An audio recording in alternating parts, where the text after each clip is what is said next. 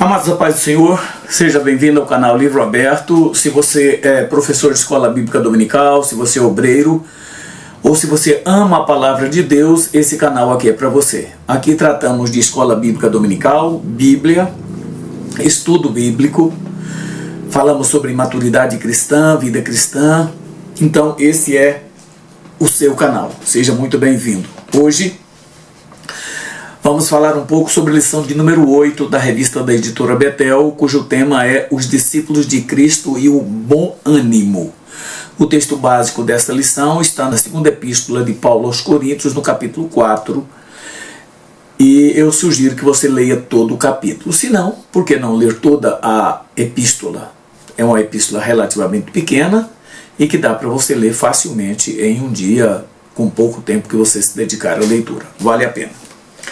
O meu objetivo ao fazer esse vídeo é compreender que o bom ânimo do discípulo de Cristo não é ausência de sofrimento, mas esperança na glória futura e da ação fortalecedora do Espírito Santo nas nossas vidas.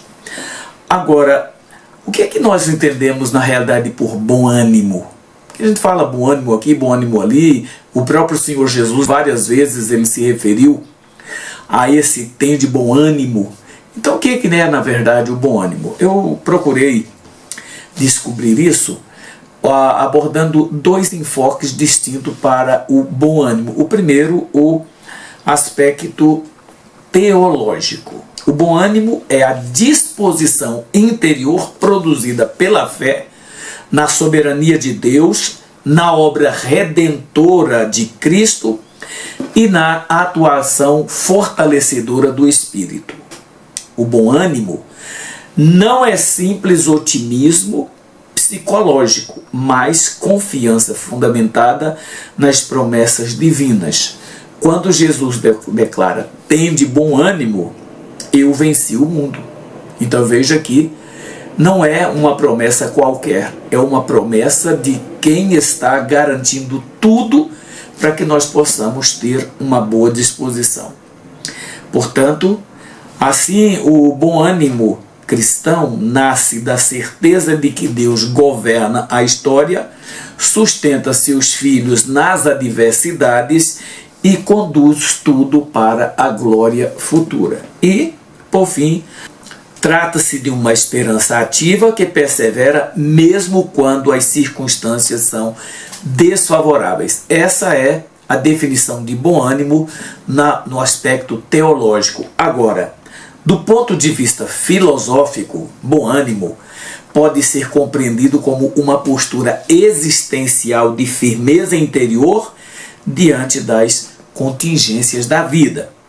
Ela envolve resiliência, coragem moral e orientação teleológica. O que significa orientação teleológica? É você compreender a finalidade das coisas. A teleologia estuda o propósito das coisas, o final das coisas. Por que nós enfrentamos isso ou aquilo, por que passamos por isso ou por aquilo. O estudo disso a gente faz na teleologia. Agora, diferente do mero entusiasmo momentâneo, o bom ânimo é uma atitude racionalmente fundamentada. A consciência de que o sofrimento não esgota o sentido da existência. O bom ânimo nasce quando entendemos que as pressões externas não anulam a presença interna de Deus. A glória futura dá sentido às dores presentes. E o apóstolo Paulo, em suas epístolas, descreve a vida cristã como um contraste. Abalados, mas não angustiados. Perplexos, mas não desanimados. Portanto, ao estudar esse assunto, nós precisamos primeiramente refletir sobre a capacidade que Deus nos dá para suportarmos as dificuldades, as lutas da vida. Na primeira epístola de Paulo aos Coríntios, no capítulo 10, ele fala sobre a potencialidade que tem as provas, as dificuldades por que passamos, mas ele diz, olha, junto com as provas que você passa, vem uma resposta, uma saída de Deus. Portanto, nós podemos ficar tranquilos que mesmo diante da pior adversidade, nós temos alguém que cuida de nós. E esse cuidado de Deus é que nos assegura a vitória, mesmo diante de crises eventualmente muito fortes. Lembre-se, as adversidades fazem parte da vida cristã. Nós não fomos chamados para viver uma vida de bonança o tempo todo, de mar de rosas, de céu de brigadeiro, nada disso. A nossa chamada para a obra de Deus, para o reino de Deus, quando passamos a fazer parte do povo de Deus, começamos a sofrer as consequências dessa escolha que fizemos. Por quê? O inimigo, ele não se preocupa com ninguém que não está disposto a servir a Deus. Por quê? Porque não há neutralidade nessa questão. Porque ou você decide ficar do lado de Deus, agindo do lado de Deus, ou você está do lado do inimigo. Não importa se você não se declare uma pessoa satanista, um ateísta, nada disso. O fato simples de você não servir a Deus, não ser um servo de Deus, significa que você está à mercê do inimigo, porque tudo que não está com Deus está com ele, não importa as circunstâncias. Então veja que as adversidades fazem parte na vida de um cristão. Paulo não romantiza o sofrimento, ele reconhece a realidade, o fato de o evangelho não elimina as tempestades. Agora, mesmo ele não eliminando as dificuldades, mesmo ele não nos tirando do caminho dos problemas, ele passa conosco, ele nos ensina a atravessar os momentos difíceis. Por isso é que nós podemos ter bom ânimo, porque nós conseguiremos chegar do outro lado. Além disso, a instabilidade da vida não anula o cuidado de Deus. Mesmo que aparentemente você esteja passando por um mar revolto, por uma situação complicada, não significa que Deus não está do seu lado. Ele está. Às vezes nós só achamos que Deus está conosco, nós só acreditamos, aliás, que Deus está conosco quando vemos milagres acontecer à nossa volta. Quando aquilo que pedimos é realizado no momento, quando aquilo que estamos falando com Deus ocorre na hora que nós estamos falando. Mas quando Deus fica em silêncio, como diz uma música de Cassiane, aquela cantora, diz que quando Deus está em silêncio é porque Ele está trabalhando. E é isso que Ele faz em nosso favor. Nós podemos ficar tranquilos com isso, porque momentos de turbulência fazem parte da jornada. José foi traído no Egito e permaneceu fiel. Ele foi traído por seus irmãos antes de chegar no Egito e não reclamou. Ele foi vendido, foi levado como escravo, chegou ao Egito e passou por todas aquelas dificuldades que nós reconhecemos com a esposa de Potifar, foi preso, mas permaneceu fiel. Por quê? O que parecia derrota na vida de José, na verdade, era um processo que Deus estava trabalhando e formando o caráter que ele queria em José antes de dar a ele a posição que ele deu como uma das mais fortes autoridades dentro do Egito. Portanto, a ponto de Faraó dizer para ele que abaixo de Faraó ele era a pessoa mais importante. Então, nós podemos crer que Deus está acompanhando todas as coisas. Agora, se esforce para superar obstáculos com maturidade espiritual. Um dos nossos problemas graves é que quando nós passamos por uma crise, por um problema, a primeira coisa que a gente faz é desanimar. É dizer que Deus não se importa com a gente, é que Deus não está do nosso lado, é que Deus não ouve as nossas orações. E vai por aí um rosário de lamúrias. Mas a coisa não é bem assim. A adversidade revela quem somos e molda quem podemos nos tornar. Eu só saberei a capacidade que eu tenho depois de realizar determinadas coisas. Na vida cristã é isso. Você só saberá se você é resiliente, se você tem capacidade para suportar provas e pressões, se você é capaz de andar a segunda milha, tudo isso só se isso acontecer. Se você estiver o tempo todo parado, sem nada a ocorrer, você também não está crescendo, você não está aprendendo, você não está fazendo nada. Nós só aprendemos, só crescemos quando a gente sai da zona de conforto. E sair da zona de conforto significa enfrentar situações complicadas, situações difíceis, e nós podemos fazer isso. Crises podem nos quebrar ou nos aperfeiçoar. A diferença, sabe onde está? Na minha postura, na sua postura. Quando passamos por uma crise, ela pode nos levar ao chão ou nos erguer para vitórias muito maiores. Depende de como eu vou encarar isso. Agora, reconheça que o perdão nas adversidades é um grande aliado da vida cristã. Amados, José, por exemplo, escolheu perdoar os irmãos. Quando ele teve o encontro com seus irmãos, ele podia ter se vingado terrivelmente daqueles irmãos dele que foram maldosos, que foram cruéis com ele, não o consideraram. Mas ele, ao invés de fazer isso, o que ele fez? Ele perdoa. Ele fala para os irmãos dele, não se preocupe, não foram vocês que me mandaram para aqui, foi Deus que me trouxe. Porque ele tinha um propósito com a minha vida. Ele tinha algo que eu deveria fazer e ele me fez isso. Aí a gente vê que os sonhos de José se cumprem, os irmãos dele se arrependem amargamente do que fizeram com ele, ele os trata com amor, com cuidado e dá ao povo de Deus a oportunidade de iniciar aquilo que é hoje a nação de Israel. Com base no quê? No perdão de José. Se José naquele dia não tivesse perdoado seus irmãos e mandado prendê-los como ele poderia fazer, e até executá-los se ele quisesse, naquele dia, se ele tivesse feito isso, ele tinha impedido o projeto de Deus. Claro, Deus poderia fazer outras coisas, de outras formas, mas aquele projeto original de levar o povo para o Egito, forjar ali uma nação, ele terminaria com o encontro de José com seus irmãos.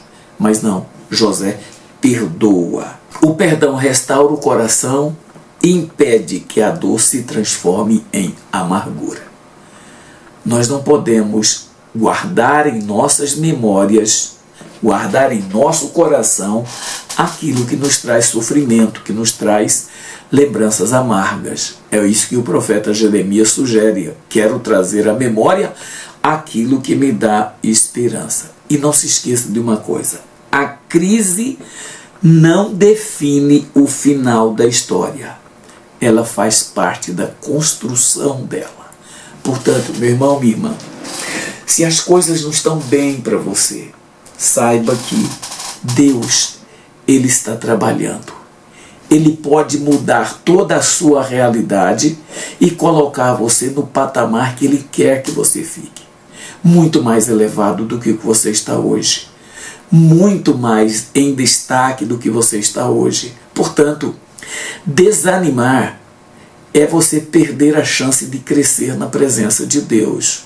Quando as provas vierem, quando as lutas chegarem, tem de bom ânimo nas tribulações. É assim que a gente cresce. Paulo é o maior exemplo do texto que ele próprio escreveu. Ele está falando de uma coisa que ele viveu aquilo no seu corpo, na sua vida. Ele sentiu, como a gente fala, na pele, aquilo que ele estava falando. Agora, mesmo Paulo tendo sofrido horrores, se você ler o capítulo 11 da segunda epístola aos Coríntios, você fica horrorizado com o que Paulo passou, com o que Paulo sofreu.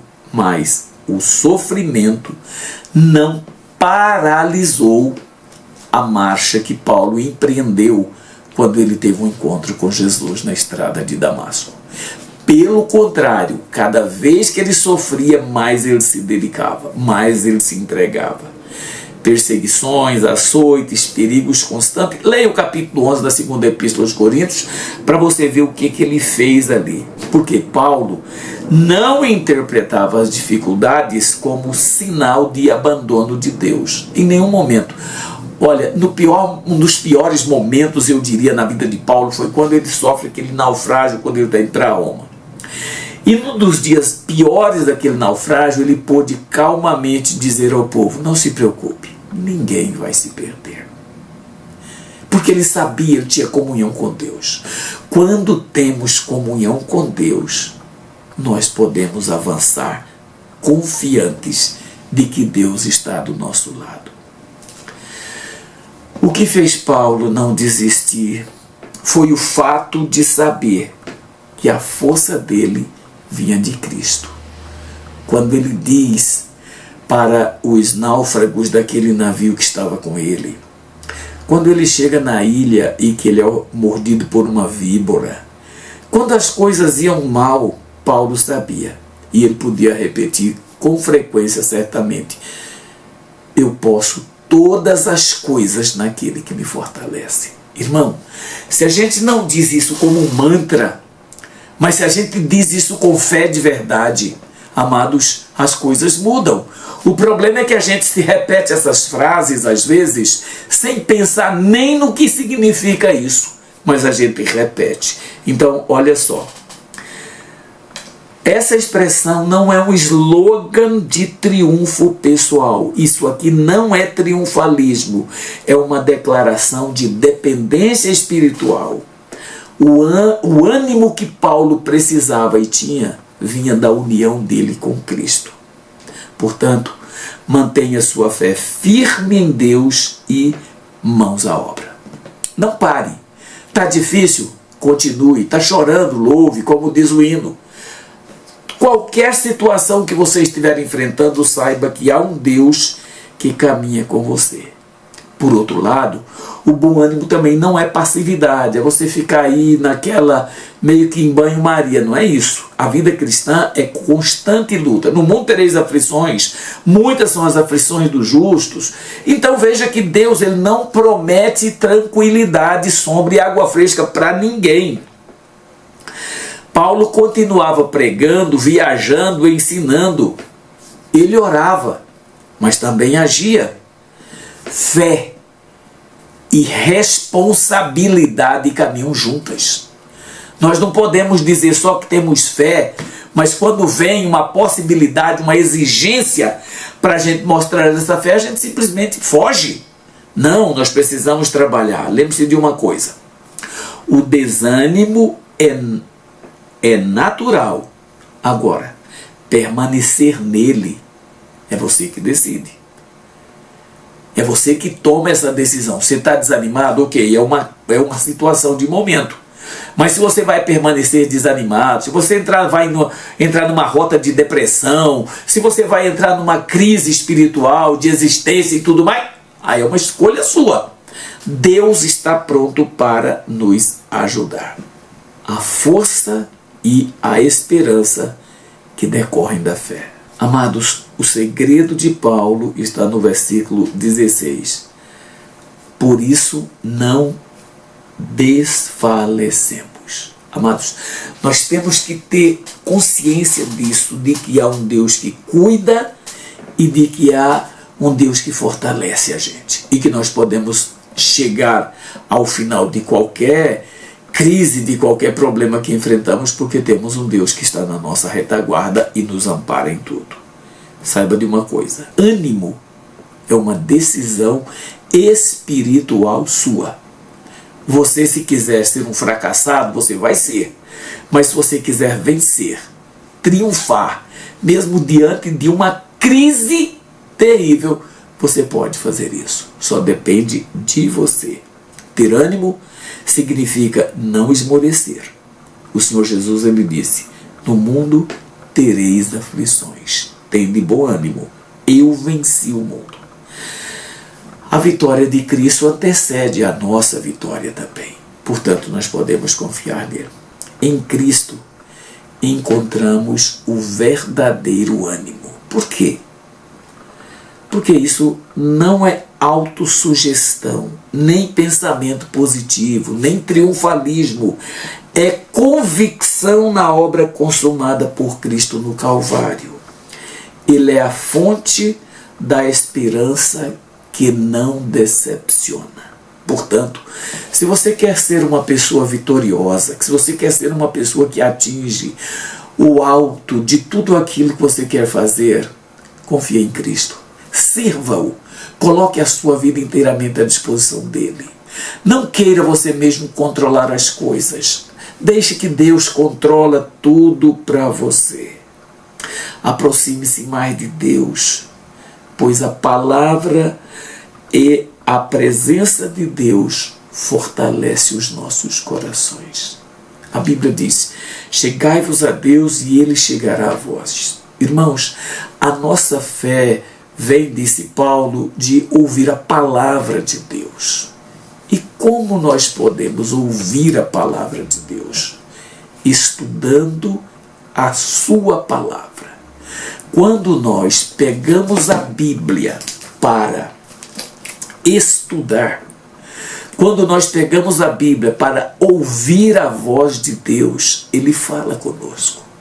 Ele fala conosco de forma inesperada. Irmãos, eu já li a Bíblia muitas vezes, não sei quantas vezes, mas já li muitas, bastante mesmo. Agora, é impressionante como cada vez que eu leio a Bíblia, eu aprendo coisas novas em passagens que eu já li muitas vezes. Por exemplo, o livro de Tiago é um livro que eu já devo ter lido esse livro bem mais de 50 vezes. Por quê? Em um período que eu fiz a leitura desse livro, eu fiz a leitura dele durante todos os dias, durante um mês. Portanto, só aqui foram 30 leituras. Mas eu já li mais vezes. Então, quando você estuda a palavra, você aprende coisas novas. Deus fala coisas novas com você. É impressionante como isso ocorre nas nossas vidas. Portanto, quer ouvir a voz de Deus? Estude a sua palavra. Estude com zelo, com dedicação. Por quê? Se você faz isso, o estudo da palavra em si já nos fortalece. E aí, se você associa o estudo da palavra com a oração, então a coisa segue em passos gigantescos para aproximar-nos de uma vitória final. Veja só. O Senhor é a fortaleza de seu povo, afirmou o salmista no Salmo 37. Mas olha, a Escritura renova a mente. A presença de Deus renova as forças. O homem exterior se desgasta, mas o interior se renova dia após dia na presença de Deus. Você quer, portanto, ser uma pessoa vitoriosa? Ame a palavra de Deus. Estude-a com muito interesse de aprender. Por quê? O ânimo de que necessitamos para superar obstáculos e crises em nossas vidas vem diretamente da nossa relação com Deus. Vem diretamente daquilo que eu e você podemos desfrutar em sua presença. Portanto, escute isso. A esperança futura sustenta o presente. Quem olha para a glória eterna enfrenta a dor momentânea com outra perspectiva. A palavra de Deus nos assegura que a nossa leve e momentânea tribulação não dá para comparar com o eterno peso de glória que vamos receber. Portanto, levante a cabeça. Não fique angustiado, nem preocupado, nem sofrendo por coisas que você enfrenta. O bom ânimo é essa capacidade que eu e você recebemos de Deus para enfrentar crises, momentos de dificuldades e sair lá na frente de cabeça erguida. É isso que a palavra de Deus quer que nós façamos. Portanto, mãos à obra. Veja só. A esperança futura sustenta o presente. Quem olha para a glória eterna enfrenta a dor momentânea com outra expectativa. O que você está passando agora, meu irmão? Qual a dificuldade? O que está te fazendo desanimar? O que está te tirando dos cultos, das reuniões de oração, da escola bíblica dominical? O que se passa com você que você está perdendo o ânimo? Eu quero fazer aqui um convite para você. Volte-se para a palavra.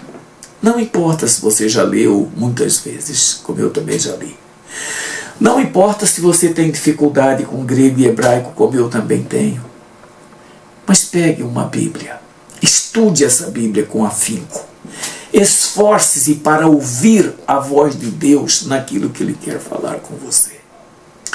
Seja criterioso, seja muito mais seletivo nas coisas que você opta por fazer quando você não está na presença de Deus. Seja cuidadoso.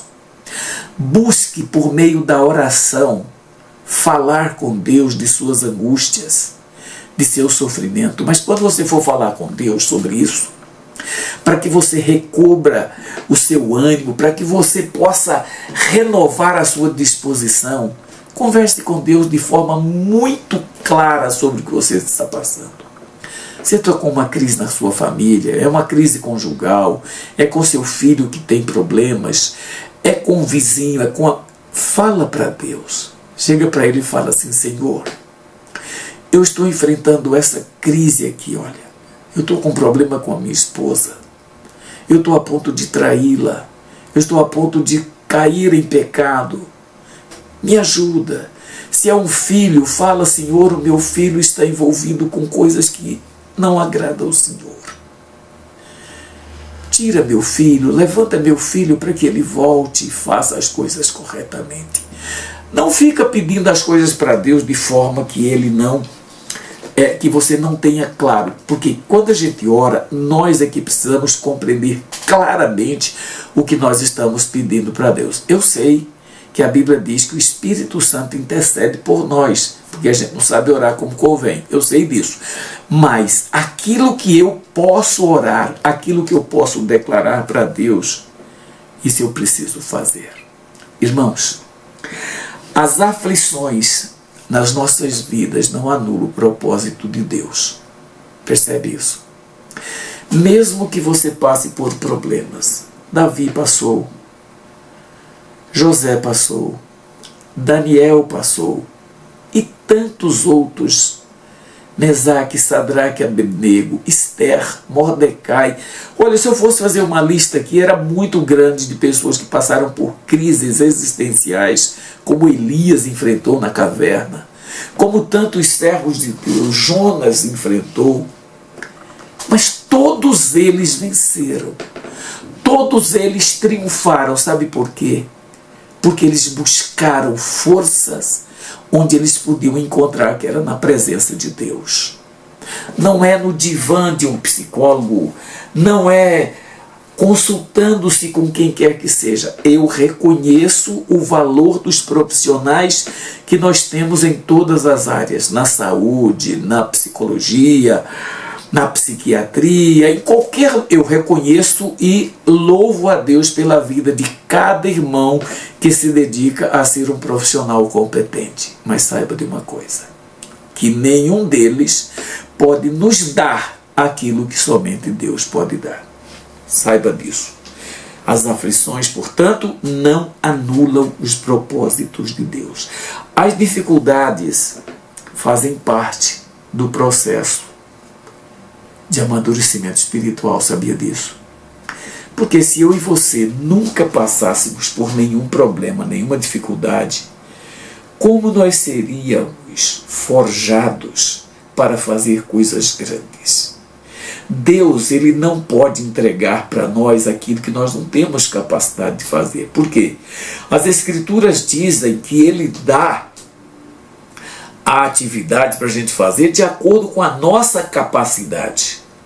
Então, quanto mais eu e você passarmos pelo crivo dele, pelas dificuldades que a vida nos oferece, e superarmos isso com bom ânimo, saiba que você está sendo preparado para coisas muito maiores. José nunca teria chegado a ser o vice-governador do Egito se não tivesse passado pela prova com os irmãos, pelo cárcere por conta da esposa de Potifar. Nada disso teria acontecido. Então, levante a cabeça. As dificuldades fazem parte do processo de amadurecimento espiritual nas nossas vidas. O discípulo de Cristo pode ser pressionado, mas não esmagado. Perseguido, mas nunca abandonado. Abatido, mas nunca destruído. Nós sofremos, mas vencemos. Há um triunfo que nos aguarda ali na frente, porque temos um Deus que é capaz de fazer tudo por nós. O bom ânimo nasce da certeza de que a glória futura supera qualquer sofrimento no momento presente. Isso é o bom ânimo. Com a ajuda constante do Espírito Santo, superaremos quaisquer contratempos na nossa vida espiritual. Eu disse quaisquer. Portanto, creia que Deus pode fazer milagres ainda hoje. Embora nós não estejamos vendo esses milagres que Deus pode fazer, porque as nossas igrejas vivem um momento de crise tão grande, principalmente em suas lideranças. Pastores que estão desesperados para conquistar posições, estão fazendo de tudo para conquistar aquilo que não é necessário conquistar, mas eles querem. Prestígio, riqueza, fama, destaque social, uma posição elevada nas redes sociais. Irmãos, isso não tem nenhuma ligação com o bom ânimo que Deus está nos preparando. Há muitos irmãos que hoje vivem no ministério prejudicando a obra de Deus, ao invés de estarem conquistando pessoas para fazer parte desse batalhão. Portanto, eu quero encerrar esse vídeo com algumas aplicações que eu queria que você atentasse. A primeira: tudo que eu vou falar aqui agora é referente à nossa vida, o nosso relacionamento com Deus e o bom ânimo de que precisamos. Primeiro, aprenda a enfrentar as adversidades com fé e não com murmuração. A crise é forte, levante a cabeça. A dificuldade é grande, Deus está do seu lado. Você nunca está sozinho. Você nunca está desamparado por Deus. Lembre-se disso. Há momentos na nossa vida que a gente acha que está só. Neste instante, Deus está aqui do nosso lado. Olha, quando você olhar para um lado, não vê saída, olha para o outro, não vê saída, olha para frente, não vê saída, olha para trás, não vê saída. Nesse momento, olha para cima, porque de lá que nos vem o socorro. Como orou o salmista: o meu socorro vem do Senhor, que fez o céu e a terra, por isso eu elevo os meus olhos para os montes. Segunda, desenvolva uma vida devocional consistente para fortalecer seu interior diariamente, com base na oração, no estudo da Bíblia, no jejum e na consagração. Olha, essas 4 colunas, vou repetir: oração, estudo da Bíblia, jejum e consagração pessoal, traz ânimo para qualquer um de nós, mesmo que estejamos desanimados e à beira de um precipício. Isso nos puxa para trás e nos leva para a presença de Deus. Terceira, aprenda ou decida perdoar quem o feriu. Veja, o perdão restaura o bom ânimo. Quando você está de malquerência com qualquer pessoa, você ter ânimo é difícil. Você ter disposição para lutar é difícil. Você vai olhar e parece que nada vai dar certo naquilo ali. Lembre-se, há um Deus que cuida de você. Quarto, seja constante no serviço a Deus, mesmo em meio às lutas. Não interrompa a sua missão. Se Deus te chamou para alguma coisa, meu irmão, ânimo, coragem, faça, porque é Ele que está do seu lado. E por fim, busque boas lembranças como a que disse Jeremias. Quero trazer à memória aquilo que me dá esperança. Mantenha seus olhos na eternidade. A glória futura relativiza o sofrimento presente. Percebe isso? Que o Senhor te abençoe, que o Senhor te dê graça e vitória nos momentos de crise. Tenha bom ânimo. Até o nosso próximo encontro, se Deus permitir.